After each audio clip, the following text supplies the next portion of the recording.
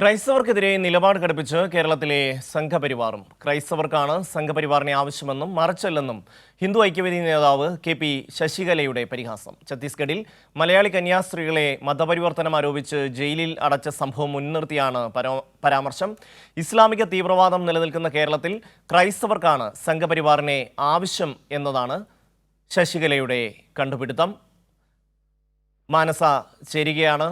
മാനസ, ക്രൈസ്തവ വീടുകളിലേക്ക് കേക്കുമായി ഒക്കെ എത്തിയിരുന്നവർ ഇപ്പോൾ നിലപാടങ്ങ് മാറ്റുകയാണ്. ഞങ്ങൾക്ക് നിങ്ങളെ ആവശ്യമില്ല, നിങ്ങൾക്കാണ് ഞങ്ങളെ ആവശ്യമെന്നാണ് ക്രൈസ്തവ സഭകളോട് പറയുന്നത്. ശശികല, മാനസ.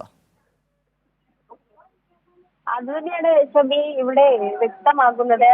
ഈ ബി.ജെ.പിയിലെ ഭിന്ന അഭിപ്രായങ്ങൾ അല്ലെങ്കിൽ ഇരട്ടത്താപ്പ് എന്നുള്ളത് എടുത്തു പറയേണ്ട ഒരു സാഹചര്യം കൂടിയാണ്. കഴിഞ്ഞ ദിവസം സംസ്ഥാന അധ്യക്ഷൻ ഒരു നിലപാടെടുക്കുന്നു. എന്നാൽ ആ നിലപാടിന് നേരെ വിപരീതമായി പോഷക RSS, അതോടൊപ്പം തന്നെ സംഘപരിവാർ, വിശ്വ ഹിന്ദു പരിഷത്ത് തുടങ്ങിയ സംഘടനകൾ അതിന് വിപരീതമായ നിലപാട് സ്വീകരിക്കുന്നു. ഇപ്പോൾ ഏറ്റവും ഒടുവിൽ വിദ്വേഷ പരാമർശവുമായാണ് ഇപ്പോൾ ശശികല രംഗത്തെത്തിയത് എന്നുള്ളതാണ് മറ്റൊരു പ്രധാന കാര്യം എന്ന് പറയുന്നത്. ഇത്തരത്തില് ക്രൈസ്തവർക്ക് ഈ ബി.ജെ.പിയാണ് ആവശ്യമല്ലെങ്കിൽ ബി.ജെ.പിയാണ് ക്രൈസ്തവർക്കാണ് ബി.ജെ.പി ആവശ്യമല്ലെങ്കിൽ ബി.ജെ.പിക്കല്ല ക്രൈസ്തവരെ ആവശ്യം എന്ന നിലപാടാണ് ശശികലയുടെ ഭാഗത്ത് നിന്ന് വളരെ വിദ്വേഷകരമായ ഒരു പ്രസ്താവന തന്നെയാണ് ഉണ്ടായിരിക്കുന്നത്. ഇത്തരത്തിൽ കഴിഞ്ഞ ദിവസവും RSSന്റെ മുതിർന്ന നേതാവ് കെ ഗോവിന്ദൻകുട്ടി ഉൾപ്പെടെയുള്ളവർ രംഗത്തെത്തിയിരുന്നു. ടി.പി. സെൻകുമാർ ഫേസ്ബുക്കിലൂടെ പരിഹാസ നിലപാട് സ്വീകരിച്ചു. അതോടൊപ്പം തന്നെ കേരളത്തിലെ